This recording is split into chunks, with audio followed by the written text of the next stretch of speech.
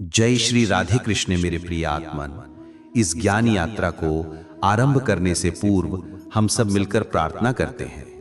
हे गोविंद, जो भी पुण्यात्मा आज इस दिव्य संदेश को सुन रही हैं, आप अपनी करुणा की वर्षा उन पर निरंतर बनाए रखना और उनके जीवन के समस्त दुखों का हरण कर लेना। इस अमृतवाणी में डूबने से पहले अपनी श्रद्धा और भाव को शब्दों में पिरोकर नीचे टिप्पणी में जय श्री राधे कृष्ण अवश्य अंकित करें। आपका ये भक्ति भाव हमारी इस सत्संग यात्रा को और भी पावन बना देगा। और यदि आपका हृदय वास्तव में कृष्ण प्रेम से सराबोर है तो इस संदेश को अपने प्रियजनों तक अवश्य पहुंचाइएगा, जिन्हें आप हृदय से स्नेह करते हैं। क्या पता आपके एक प्रयास से किसी के जीवन में राधे कृष्ण का आलोक फैल जाए। इसके साथ ही यदि आप हमारे परिवार में पहली बार आए हैं तो हमसे जुड़ने के लिए अभी सब्सक्राइब का बटन दबाएं और घंटी का चिन्ह भी सक्रिय कर दें, ताकि हमारी कोई भी आध्यात्मिक चर्चा आपसे छूट न जाए। तो आइए बिना कोई विलंब किए इस पवित्र यात्रा पर आगे बढ़ें। श्री कृष्ण का उपदेश है, एक ही कुएं का जल जब खेतों में जाता है तो सभी पौधों को बराबर सींचता है। फिर भी उसी जल से करेला कड़वाहट, बेर मिठास और इमली खटास पाती है। इसमें जल का कोई दोष नहीं, ये तो बीज के स्वभाव का फल है। ठीक इसी तरह परमात्मा तो सभी को एक समान अवसर देते हैं, किंतु हर किसी का जीवन उसके अपने कर्मों के अनुसार ही फलता फूलता है। इस संसार में अकेले रहकर आनंदित रहना सीख लो, पर किसी और से कोई आशा मत पालो। एक विवेकशील व्यक्ति प्रतिशोध लेने के बारे में कभी नहीं सोचता, क्योंकि उसे ज्ञात है कि ईश्वर उचित कर्म और सही क्षण आने पर सबका न्याय करते हैं। अपनी दृष्टि को निर्मल बनाओ तो तुम्हें संसार में सब अच्छे ही दिखाई देंगे, और अपनी नियत को पवित्र रखो तो तुम्हारे सभी कार्य स्वतः ही सिद्ध होने लगेंगे। श्री कृष्ण सिखाते हैं, सदाचार का आरंभ स्वयं से ही होता है। ठीक उसी प्रकार जैसे दूसरों के मस्तक पर तिलक लगाने से पूर्व वो चंदन सबसे पहले अपनी ही उंगली को स्पर्श करता है। उस स्थान पर मत जाओ जहां तुम्हारा सम्मान ना हो। उसे समझाने का प्रयास व्यर्थ है जो तुम्हारी सुनने को तैयार ना हो।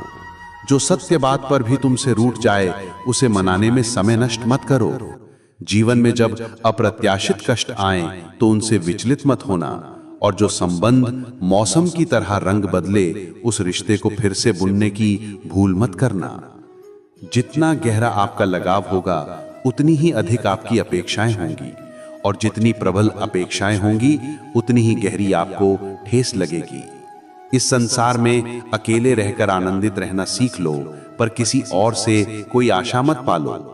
एक विवेकशील व्यक्ति प्रतिशोध लेने के बारे में कभी नहीं सोचता, क्योंकि उसे ज्ञात है कि ईश्वर उचित कर्म और सही क्षण आने पर सबका न्याय करते हैं। जीवन में किसी का साथ बलपूर्वक हासिल करने की चेष्टा मत करना, क्योंकि जब कोई स्वेच्छा से चलकर आपके पास आता है तो उसकी प्रसन्नता ही अलग होती है। अपनी संगति पर विशेष ध्यान देना, क्योंकि कामयाबी सदैव उत्तम विचारों की देन है, और उत्तम विचार श्रेष्ठ लोगों के संपर्क में आने से ही जन्म लेते हैं। जब तुम एकांत में हो तो अपने विचारों को नियंत्रित रखो, और जब तुम सबके मध्य हो तो अपनी वाणी पर संयम रखो। संकट के समय में बुद्धिमान मनुष्य समाधान की खोज करता है, जबकि निर्बल मनुष्य कोई बहाना ढूंढता है। अग्नि तो व्यर्थ ही बदनाम है, यहाँ तो मनुष्य ही एक दूसरे की उन्नति से जलते हैं। भोजन में मिले विष का उपचार संभव है, किंतु कानों में घोले गए विष की कोई औषधि नहीं है। किसी आदत को यदि समय पर ना त्यागा जाए तो वो शीघ्र ही एक व्यसन का रूप ले लेती है। किसी को पीड़ा देना भी एक प्रकार का ऋण है, जो आपको भविष्य में किसी और के हाथों ब्याज सहित अवश्य प्राप्त होगा। यदि कोई तुम्हें नीचा दिखाने का प्रयत्न कर रहा है तो इसका सीधा सा अर्थ है कि तुम पहले से ही उससे श्रेष्ठ हो। ये जीवन तुम्हें जीने के लिए प्रदान किया गया है। इसे इस चिंता में मत गंवा दो कि दूसरे तुम्हारे बारे में क्या राय रखेंगे। किसी के कठिन समय में उसका हाथ थामो, उसे आश्रय और साहस दो, क्योंकि बुरा दौर तो कुछ समय में बीत जाएगा, परंतु वह व्यक्ति तुम्हें जीवन भर आशीष देता रहेगा। एक मनुष्य सुबह से लेकर शाम तक परिश्रम करके उतना नहीं क्लांत होता जितना वो क्रोध और व्यग्रता के एक पल में हो जाता है। मनुष्य अपना चेहरा तो स्वच्छ रखता है जिस पर दुनिया की निगाहें पड़ती हैं, परंतु अपने हृदय को कभी निर्मल नहीं करता जिस पर स्वयं परमात्मा की दृष्टि रहती है। यदि आपके पास बांटने के लिए कुछ भी ना हो तो लोगों के दुखों को साझा कर लो। भूख केवल पेट को नहीं, रिश्तों को भी सताती है। कभी स्नेह परोस कर तो देखिए। जन समूह में हर व्यक्ति भला नहीं होता और भले लोगों के आसपास कभी भीड़ नहीं जुटती। अपना दुख हर किसी के सामने प्रकट ना करें, क्योंकि मरहम भले ही हर घर में ना मिले पर नमक हर घर में उपलब्ध होता है। अपने संबंध यदि परमात्मा से गहरे बना लोगे तो तुम्हें किसी अन्य सहारे की आवश्यकता नहीं रहेगी, बल्कि तुम स्वयं दूसरों के लिए एक सहारा बन जाओगे। उपदेश देने के लिए तो सहस्त्रों लोग आ जाते हैं, किंतु जब साथ निभाने का अवसर आता है तो केवल ईश्वर ही उपस्थित होते हैं। विजय के पश्चात तो संपूर्ण विश्व आपको गले लगाता है, क्योंकि जो आज तुम्हारे विरुद्ध खड़े हैं वे कल तुम्हारे पक्ष में हो सकते हैं। बिना किसी प्रयोजन के कोई तुम्हारा आदर नहीं करेगा, किंतु स्वयं को इस योग्य बना लो कि लोग बिना किसी स्वार्थ के भी तुम्हारा सम्मान करें। भगवान कहते हैं, तुम रात्रि में सोने से पूर्व सभी को क्षमा कर दो और तुम्हारे प्रातः जागने से पहले मैं तुम्हें क्षमा कर दूंगा। ईश्वर ऑक्सीजन के समान है, तुम उन्हें देख तो नहीं सकते, परंतु उनके बिना जीवित भी नहीं रह सकते। कोई दूसरा तुम्हारी सहायता नहीं कर सकता, तुम्हें अपनी सहायता स्वयं करनी होगी। तुम ही अपने सबसे अच्छे मित्र हो और तुम ही अपने सबसे बड़े शत्रु भी हो। इंसान तब बुद्धिमान नहीं कहलाता जब वो बड़ी बड़ी बातें करने लगता है, बल्कि वो तब बुद्धिमान होता है जब वो छोटी छोटी बातों का मर्म समझने लगता है। तुम किस अवसर पर सही थे ये किसी को स्मरण नहीं रहता, किंतु तुम किस क्षण गलत थे ये हर कोई याद रखता है। ये सोचना तुम्हारा भ्रम है कि सारे दुख समाप्त होने पर ही तुम्हारा मन प्रसन्न होगा। सत्य तो ये है कि तुम मन को प्रसन्न रखो, तुम्हारे सारे दुख स्वतः ही समाप्त हो जाएंगे। यदि किसी व्यक्ति की कोई बात तुम्हें चुभ जाए तो दो प्रकार से विचार करो। यदि वो व्यक्ति तुम्हारे लिए महत्वपूर्ण है तो उसकी बात को विस्मृत कर दो, और यदि वो बात अधिक महत्वपूर्ण है तो उस व्यक्ति को ही भूल जाओ। रिश्तों का आधार केवल रक्त नहीं होता, जो संकट में तुम्हारा हाथ थाम ले उससे बड़ा कोई संबंध ही नहीं होता। भगवान कहते हैं, तुम अपना सब कुछ मुझ पर छोड़ दो, अपनी सारी पीड़ा, अपनी सारी चिंताएं, फिर पूर्ण रूप से हल्के होकर मेरा स्मरण करो और धीरे धीरे तुम्हारा जीवन रूपांतरित हो जाएगा। प्रतिदिन रात्रि में शयन से पूर्व अपनी पूरी दिनचर्या परमात्मा को सुनाकर सो। यदि तुम्हारे कारण किसी का हृदय दुखा हो तो मन ही मन उससे क्षमा मांग लो, और यदि किसी ने तुम्हारा हृदय दुखाया हो तो उसे क्षमा करके अपनी सारी चिंताएं प्रभु को समर्पित करके सो जाओ। विश्वास करो, इससे तुम्हारा जीवन आनंदमय हो जाएगा। क्रोध में कहा गया एक भी शब्द इतना विषैला हो सकता है कि वो तुम्हारी हजारों मधुर बातों को एक ही पल में नष्ट कर सकता है। ईश्वर को ना तो हमारे शरीर की आवश्यकता है और ना ही हमारे धन की, उन्हें तो केवल एक पवित्र मन की अभिलाषा है। इसलिए वे हमें कुछ भी त्यागने को नहीं कहते, केवल ये कहते हैं कि सच्चे हृदय से अपने विकार त्यागो, अपने दूषित विचार त्यागो। असत्य कितना विचित्र है, यदि हम स्वयं कहें तो प्रिय लगता है, किंतु यदि कोई और कहे तो क्रोध आता है। सबको हंसाओ लेकिन किसी पर कभी मत हंसो। सबके दुख में सहभागी बनो लेकिन किसी को कभी दुखी मत करो। सबकी राहों में दीपक जलाओ लेकिन किसी का हृदय कभी मत जलाओ। यही जीवन का सच्चा विधान है। जैसा तुम बोओगे वैसा ही तुम्हें काटना पड़ेगा। दुआएं और आस्था असंभव को भी संभव में बदल देती हैं। ईश्वर को न तो हमारे शरीर की आवश्यकता है और ना ही हमारे धन की, उन्हें तो केवल एक पवित्र मन की अभिलाषा है। इसीलिए वे हमें कुछ भी त्यागने को नहीं कहते, केवल ये कहते हैं कि सच्चे हृदय से अपने विकार त्यागो, अपने दूषित विचार त्यागो। असत्य कितना विचित्र है। यदि हम स्वयं कहें तो प्रिय लगता है, किंतु यदि कोई और कहे तो क्रोध आता है। अपनी खुशियां तुम चाहे किसी के भी साथ साझा कर लो, किंतु अपना गम केवल किसी विश्वसनीय व्यक्ति के साथ ही बांटना। जीवन में समय चाहे जैसा भी चल रहा हो, यदि परिवार का साथ हो तो सुख दोगुना हो जाता है और दुख आधा रह जाता है। सच्चा सखा वही है जो उस घड़ी में भी तुम्हारे साथ अडिग रहे जब पूरी दुनिया तुम्हारे विपक्ष में खड़ी हो। तुम्हारे पास जो कुछ भी है उसके लिए बार बार हृदय से कृतज्ञता व्यक्त करो, हर क्षण धन्यवाद कहो। विश्वास करो तुम्हारे पास जो भी है वह शीघ्र ही कई गुना बढ़ जाएगा। प्रार्थना और ध्यान मनुष्य के लिए अत्यंत आवश्यक है, क्योंकि प्रार्थना के माध्यम से भगवान तुम्हारी सुनते हैं और ध्यान के माध्यम से तुम भगवान की सुनते हो। श्री कृष्ण के जीवन से कितना कुछ छूटता गया। पहले माता, फिर पिता, फिर नंद यशोदा भी छूटे, उनके संगी साथी छूटे, राधा भी छूटी, गोकुल छूटा और फिर मथुरा भी छूटी। श्री कृष्ण के जीवन से निरंतर कुछ ना कुछ छूटता ही रहा, किंतु जो कभी नहीं छूटा वह था उनका देवत्व, उनकी मुस्कान और उनकी सकारात्मकता। श्री कृष्ण दुख के नहीं, उत्सव के प्रतीक हैं। सब कुछ खोकर भी कैसे प्रसन्न रहा जा सकता है, यह श्री कृष्ण से बेहतर कोई नहीं सिखा सकता। इसलिए सदैव प्रसन्न रहिए, सदा मुस्कुराते रहिए। जीतने का आनंद भी तभी आता है जब लोग तुम्हारी पराजय की प्रतीक्षा कर रहे हों। मनुष्य बोलना तो 2.5 वर्ष की आयु में ही सीख लेता है, परंतु उसे कब, कहां और क्या बोलना है यह सीखने में उसे पूरा जीवन भी कम पड़ जाता है। जो व्यक्ति ये सीख गया कि कब, कहां और कितना बोलना है, समझ लो कि उसे सफल होने से कोई नहीं रोक सकता। तुम एक बार गिरकर तो देखो, तुम्हें उठाने कोई नहीं आएगा, और तुम जरा सा उड़कर तो देखो, तुम्हें गिराने सब आ जाएंगे। एक बात सदैव स्मरण रखना, यदि तुम मदिरालय में बैठकर दूध भी पियोगे तो लोग तुम्हें शराबी ही कहेंगे, और यदि तुम किसी मंदिर में बैठकर जल भी पियोगे तो तुम्हें एक संत का सम्मान मिलेगा। इसलिए तुम किन लोगों के साथ समय बिताते हो ये बहुत महत्वपूर्ण है। जब जीवन के मार्ग में कोई संकट आता है तो वह केवल तुम्हें पीड़ा देने नहीं, अपितु तुम्हें जागृत करने आता है। प्रत्येक समस्या कोई दंड नहीं होती, बल्कि वह एक सीख होती है जो तुम्हारे जीवन को किसी नई ऊंचाई पर ले जाने के लिए आई है। अब इस तथ्य को गहराई से अनुभव करने का प्रयास करें। कई बार हमारा जीवन अत्यंत शांत और सहज गति से चलता है, सब कुछ उचित प्रतीत होता है, कार्य, परिवार, संबंध और हमारे सपने। किंतु एक दिन अकस्मात कुछ ऐसा घटित होता है जो हमारे पूरे अस्तित्व को हिलाकर रख देता है।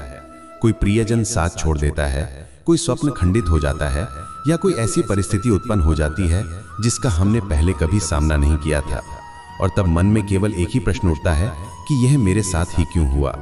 उस पल में हम यह कल्पना भी नहीं कर पाते कि इस स्थिति के भीतर कोई गहन शिक्षा छिपी हो सकती है, परंतु सत्य यही है कि हर विपत्ति के पीछे कोई ना कोई उद्देश्य छिपा होता है। जैसे वर्षा के पश्चात कीचड़ होता है, किंतु उसी कीचड़ से कमल भी खिलता है, ठीक उसी तरह समस्याएं हमारे जीवन में मैल नहीं बल्कि परिवर्तन लाने आती हैं।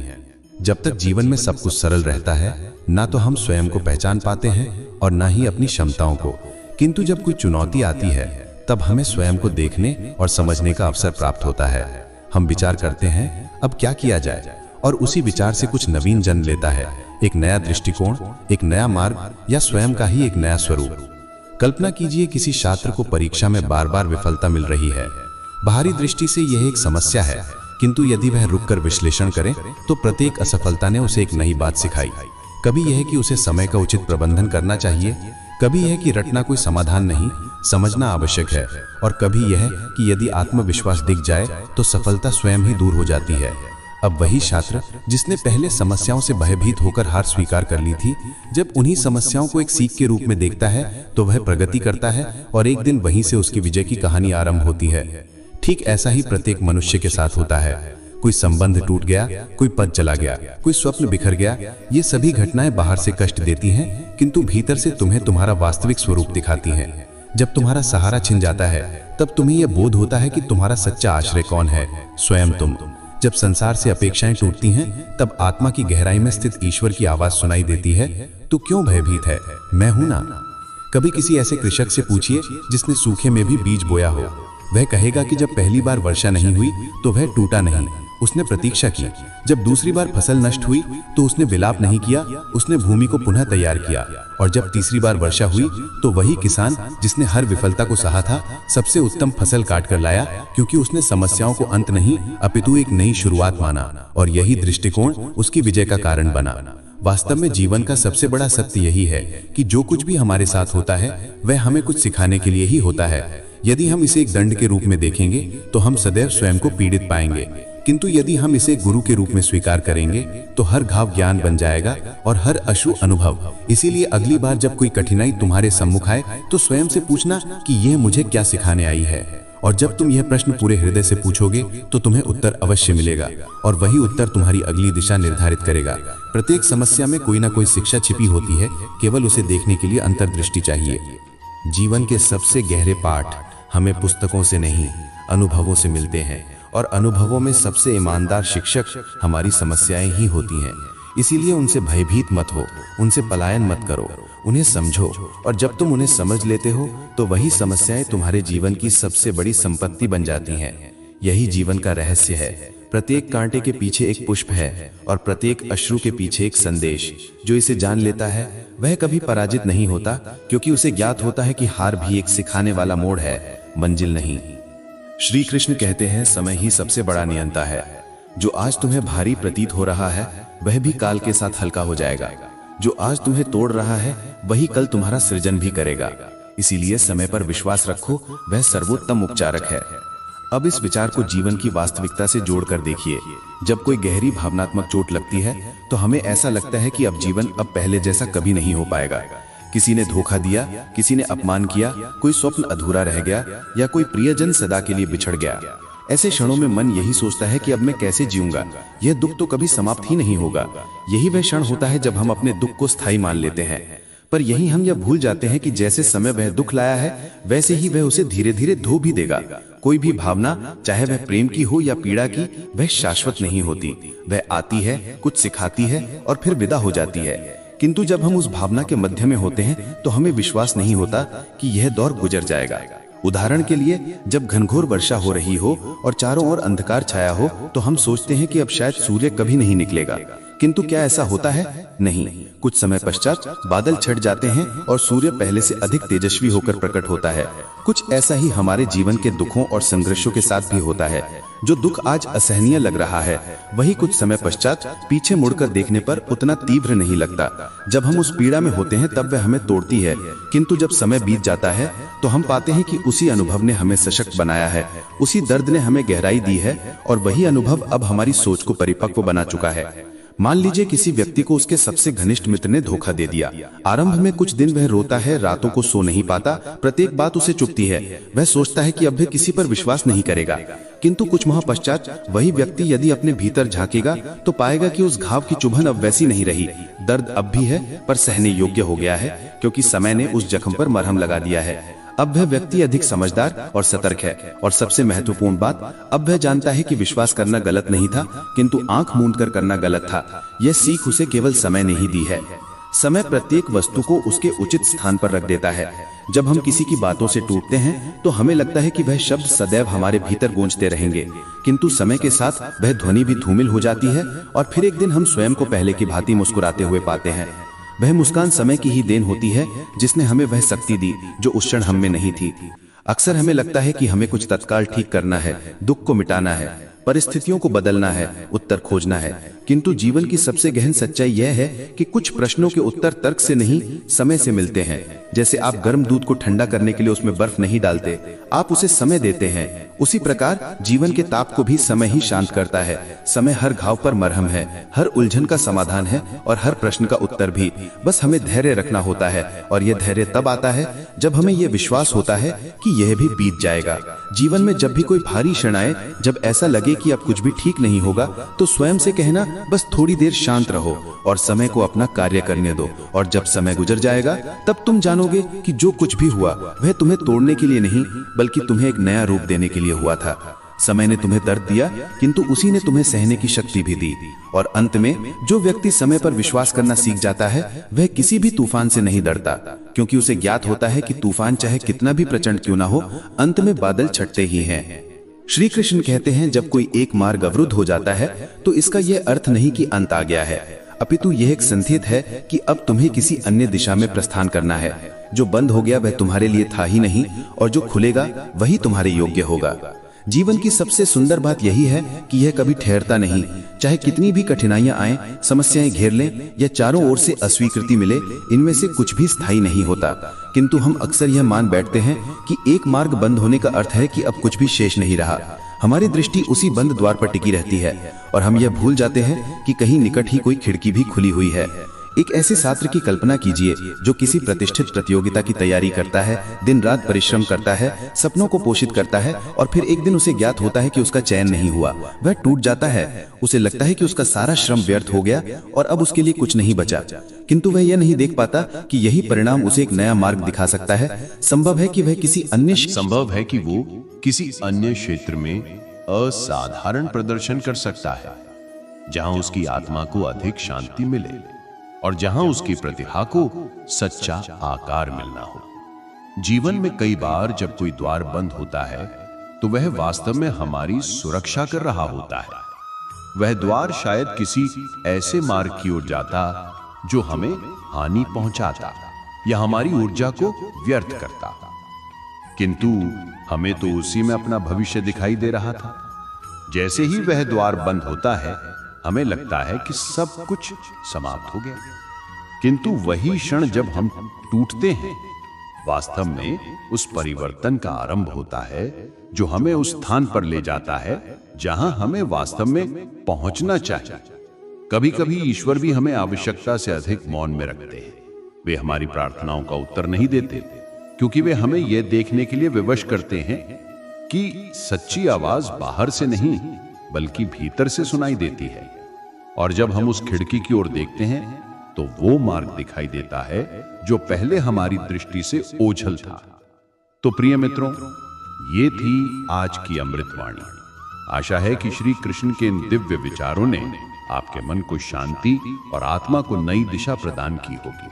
अगर आपको हमारा यह प्रयास पसंद आया हो तो इस वीडियो को लाइक करके अपना प्रेम अवश्य दर्शाएं।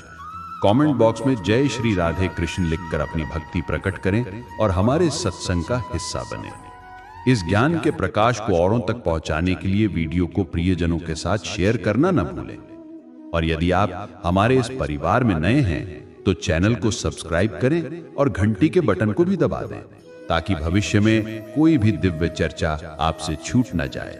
मिलते हैं अगले वीडियो में एक नई प्रेरणा और नए ज्ञान के साथ। जय श्री राधे कृष्ण।